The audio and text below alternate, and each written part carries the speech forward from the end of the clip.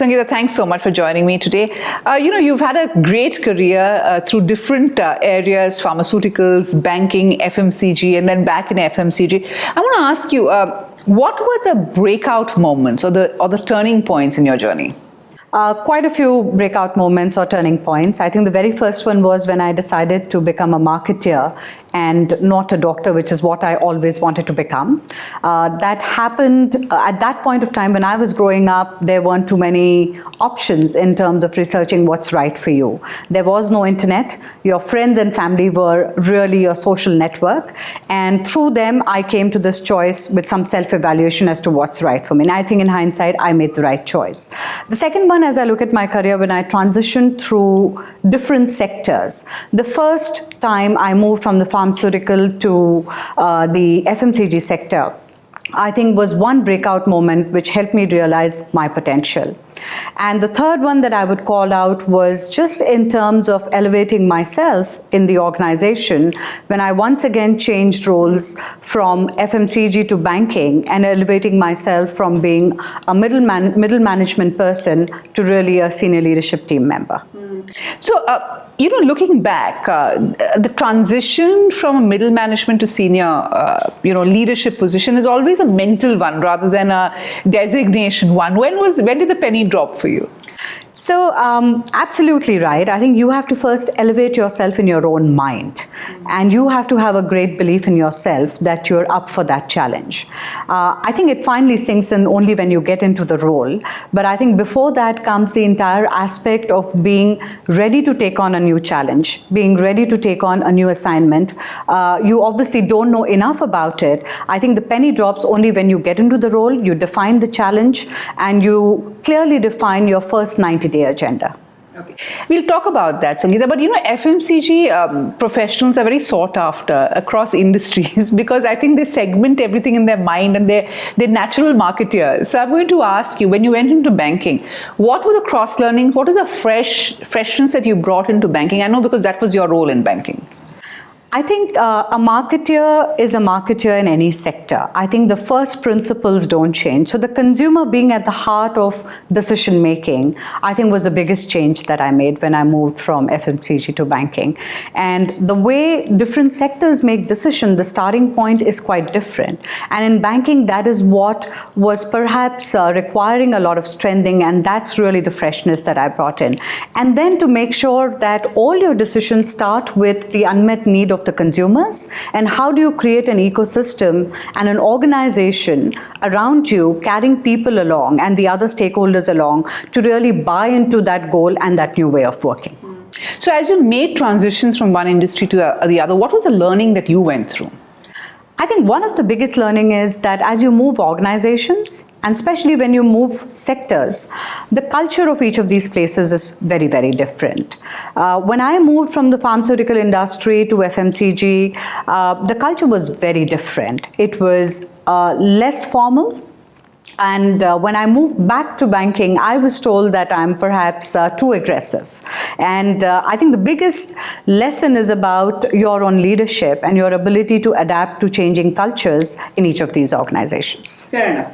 I'm going to ask you, when you look at the breakout moment, I think one thing that you did tell me was when you decided to get out of your comfort zone and take an international assignment, and how you learned on the job and how that opened up the world to you. I'm going to ask you, it's very important for young professionals to take that leap of faith, to go and experiment in new markets. What were the challenges and what was the learning from them?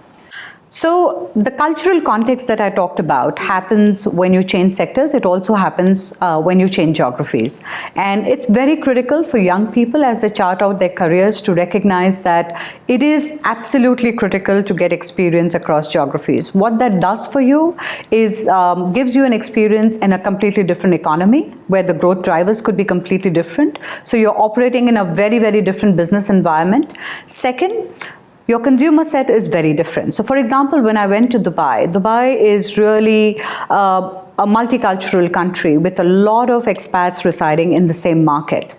And hence, as a marketer, the challenge for me was to talk to the different consumer groups and find a unified way of marketing with a very diverse and disparate set of consumers who had very different needs. So that I think becomes again very critical by way of experience. And the third and the most important thing is really the people. So you are in a very different cultural context, and just being sensitive to people from different nationalities, understanding how you should say things, how you should not say certain things. Certain gestures mean very different things in different markets. So I think just the cultural sensitivity gets absolutely heightened when you're exposed to different markets. We have a very, very good representation in the FMCG sector. A lot of Indians have done very well. Why do you think that happens? Is that because you're naturally used to dealing with such a multicultural mix within India that you naturally do well? Because a lot of the big FMCG companies have a very good representation on the top with Indians. So I think India has been a source of talent for many organizations across sectors. I think we've seen of late a lot of people in the FMCG sector really rise to great levels in their global organizations. I think a lot of FMCG companies also have career pathing, which really provides opportunities at a junior and a middle level, whereby they send their talent across different geographies and different kind of markets, both emerging and developing markets, which really readies people for greater challenges as they rise up through the levels. The second thing I think is the complexity in the Indian market itself, the kind of challenges that you are faced with. So I think if you have a combination of challenging assignments in India and great experience with good career pathing, I think it leads you to the path of general management in global organizations. How is our education system gearing up for the changes and for the demands that the job is throwing up right now, Sangeeta? Because it's a very dynamic, pretty much every segment and sector is going through a lot of dynamic change. Right.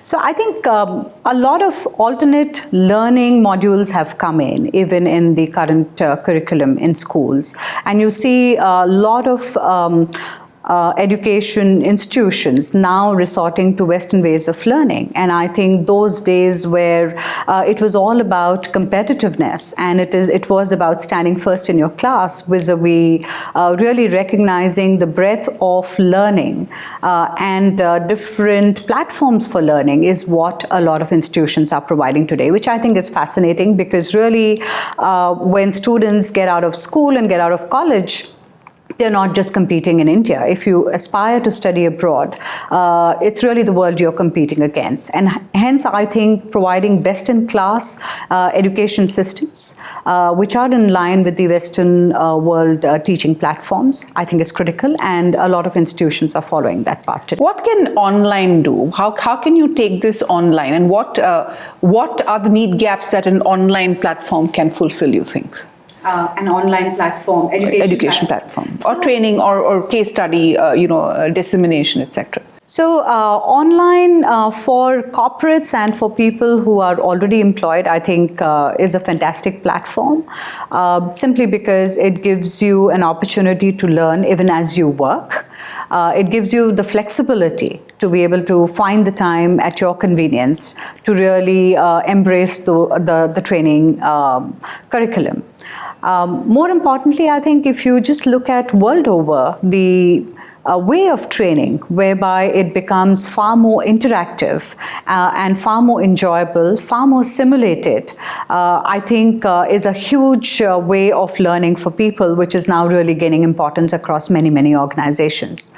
I think when we talk about education and online education, I think that again has a very, very critical role. The Khan Academy is a classic example, which has been talked about and enough has been written about it, where it has really transformed the way both the kind of learning mechanism it provides for students, which is not really about reading and memorizing things, but whereby you provide the logic for learning, make the learning far more enjoyable for students, I think is again a great way. So whether it's for students or whether it is for people who are in the corporate world, the combination of making the learning very real, very simulated, and being convenient, I think are some of the advantages. Coming back to your journey, very often you learn from missteps or mistakes. What was the one mistake that you learned from, if you can share it with our viewers? I think as you grow we'll start again. As you grow in your leadership journey and as you progress on your leadership journey, it's very important to be self-aware. I think I wasn't that self-aware in my initial years of working. And one of the classic examples that I talk about very often is when you seek feedback from people around you, it's really like holding up a mirror to yourself. And I think it was one of those programs which really helped me identify some of my weaknesses, and a lot of it had to do about my ability to delegate in my this pursuit for perfection, where I would end up doing a lot of things myself. I think one of the programs and feedback from my stakeholders told me that I need to really let go. So I think my biggest learning is that early on in your career, if you have the opportunity to get feedback from people and really be far more self-aware, it probably helps you accelerate your leadership journey. What is your one proudest moment? I think when did you sit back and say, hey, I think I've really made a mark? What was that moment for you? I think for me, moving into my current role, which is something that I'd aspired for all my life, to become the general manager in an organization where the values of the organization were in sync with my own values, an organization which had a strong brand that was well respected and accepted by the consumers, was something that I always wanted to do. So when I really managed to get into this role, I think that by far, I would say, has been my proudest moment. This role has also allowed you to interface very actively with the board of the company on an international footing. What is the learning that you've had when you have been in the leadership board at Kellogg, both in the region and internationally, when you interface with them? And how do you see the industry evolving? Because India is, the market is evolving very fast, and it, is a far more evolved market elsewhere in the developed world. So what are the learnings that you've picked up? So from a leadership perspective, if I look at Kellogg Asia Pacific, it's a fantastic leadership team that we have. I think just looking at the way decisions are made at the board level, in terms, India of course has been a market that's been doing quite well over the last few years. Your ability to, first I think it's very important to build credibility for yourself.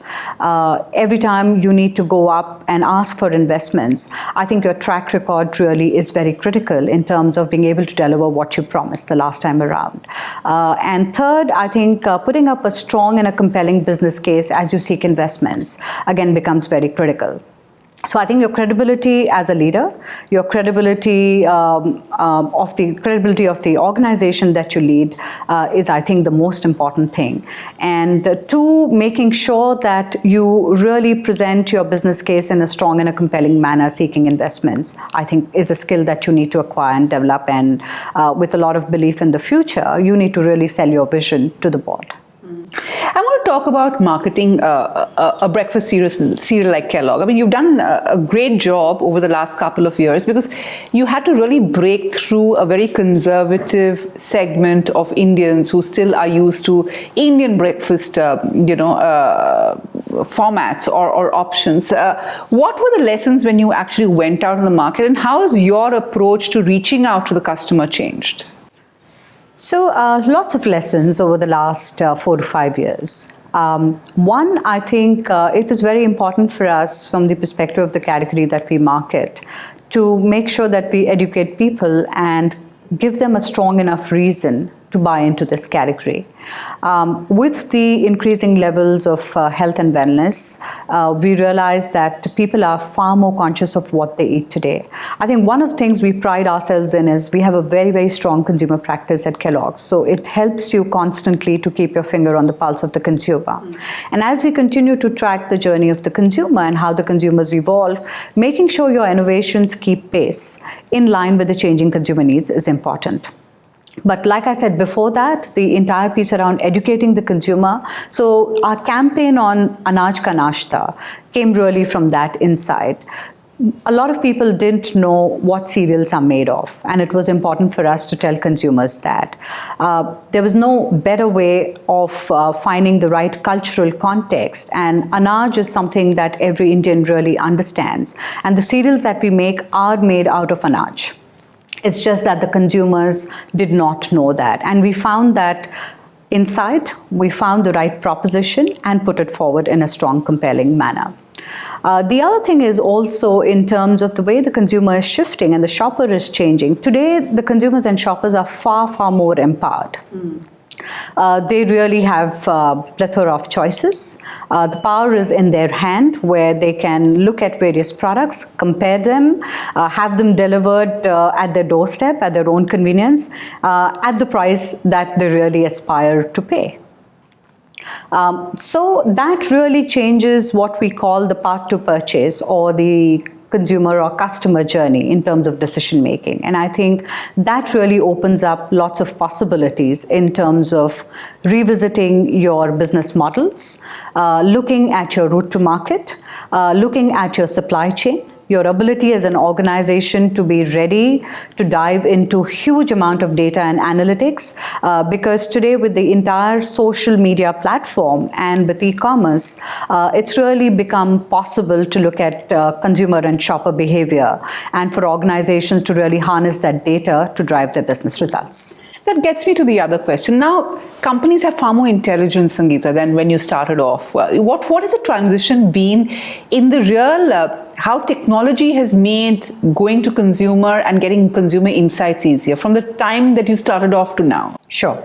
So, if you rewind 20 years back in time, a lot of it had to be face-to-face contact with the consumer, either through research agencies, though we believe that even today, there is no substitute to a direct conversation with the consumer. And direct consumer contact or direct conversation is for the managers, not necessarily through a research agency. So I think that truth still remains. I think tools and technology has only enabled us to get access to the consumer in a far more easier manner and in a far more faster and agile manner. So that's all that has enabled. The other thing is because consumers are now far more empowered, as I said, it's possible to have databases created which really track consumer behavior.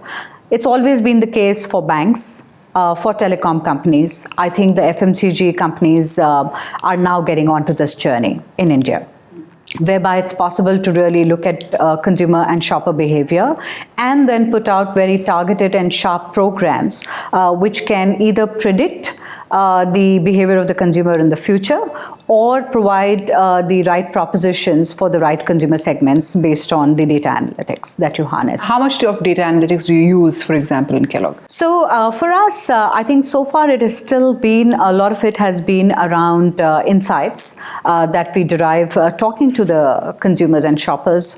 We've just commenced our journey in terms of looking at analytics. I think we are right just at the beginning, whether it's the consumer data or even in terms of the customer journey, whereby it's all about providing digital solutions to our field force, for example. But from a consumer marketing standpoint, in terms of our advertising spends, a significant part of our spends have moved on to digital. And also, I think the future lies in content marketing. So, for example, we have a wonderful association with Chhota Bheem, and there is content that's been co-created with one of our strongest assets, which is Coco the Monkey, with Chhota Bheem. It's the same target audience of kids that two brands are really working on, and I think the two brands have come together beautifully to create content. The second example would be in terms of online campaigns that we have created, knowing that's where the consumer spends most of her time.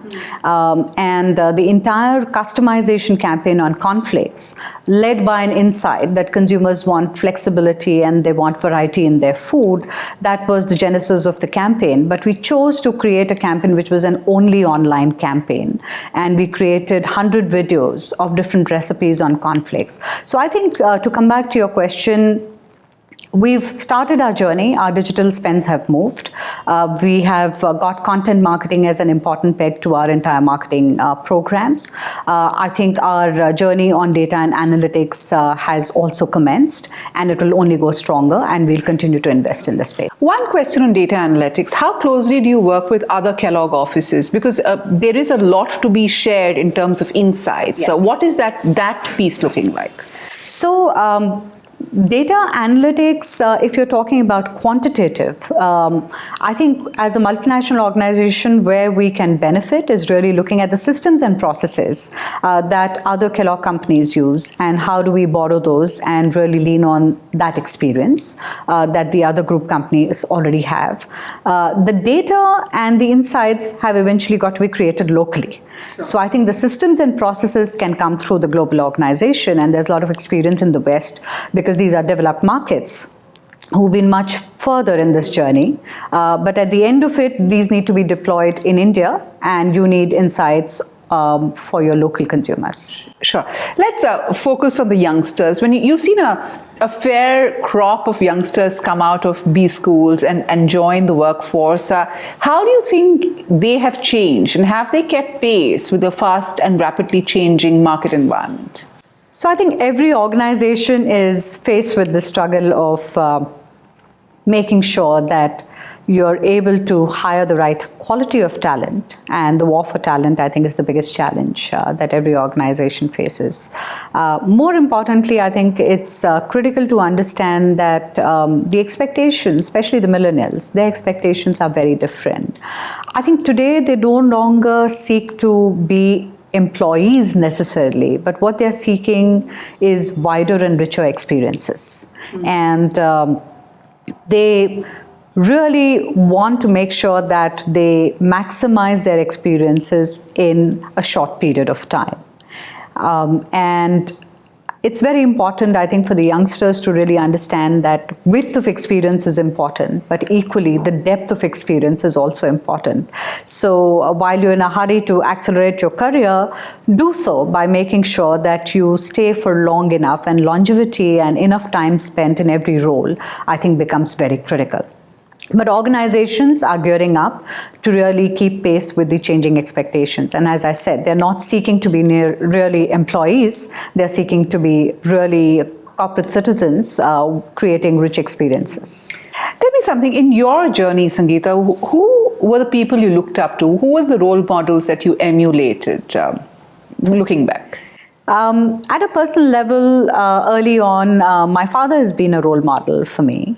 One of my professors in my business school has been a role model for me. I think the entire pursuit of perfection came to me from my professor, who taught me that even if it was about drawing a line, and he was a very, very well-respected marketer himself and a marketing professor, but he taught me the art of doing whatever you're doing, do it really well. And that applies to every sphere in life and work. And from my father, I think I picked up the entire thing of the need to persevere, the need to really, really work hard. And my father started his medicine in Pakistan and came to India with absolutely nothing and not knowing anybody. And he really struggled and became very, very successful. So I think the entire, his story has been truly inspirational for me. And that's been one of my mottos, that you don't really give up in life so easily, and you try and find solutions in life to really get to your goal. And if you seek out something, it truly happens. So what would your advice be to youngsters wanting to be where you are, and saying that, hey, if I want to be in the FMCG sector, I want to reach the top of an organization like Kellogg, what would your advice be to them? So, couple of advices. One, from the perspective of just the business. If you aspire to be in the FMCG space, make sure you're passionate about people.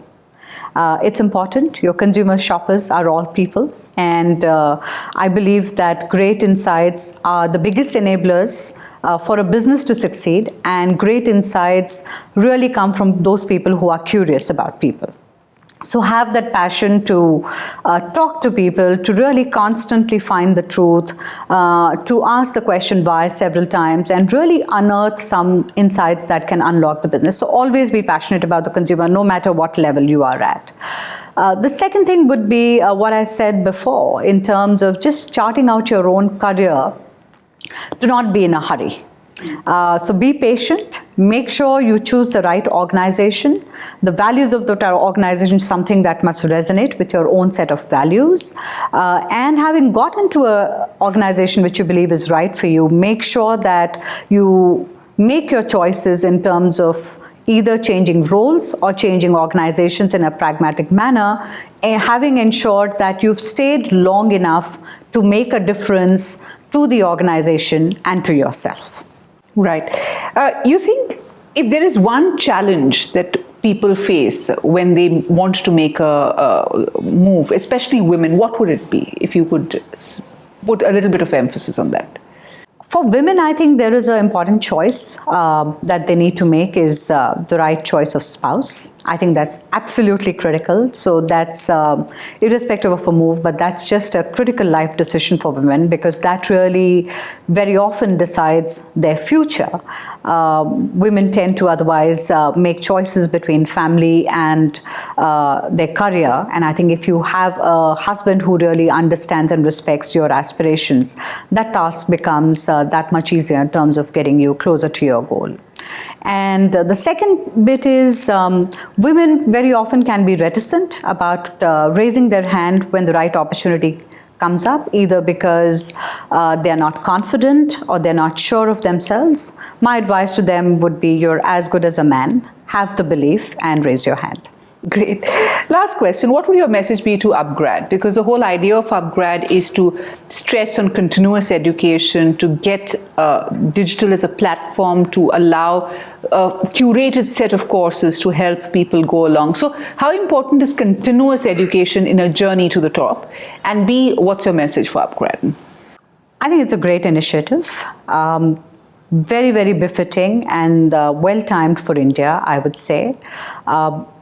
Both for students and for people who are in the corporate world. I think it would facilitate the learning process. It's a great solution for the corporates. I think as you see entrepreneurship in India, and India ranks amongst one of the top markets in terms of the level of entrepreneurship. So if we can enable that and help the entrepreneurs find the right answers to the questions who otherwise they would not find answers to very easily, I think it's fantastic, and eventually it's going to make a difference to the economy. And eventually for students, I think it would become a great learning platform, because there is nothing which is really at that scale and is available in an organized fashion for students today. And I genuinely believe that the learning process never stops. So it's fantastic that if we have a platform here that can work for different segments of the society, be it a person in the corporate field or an entrepreneur or student, it's going to make a very positive difference by way of employment and thereby to the economy. Great. Thank you so much. Thank you.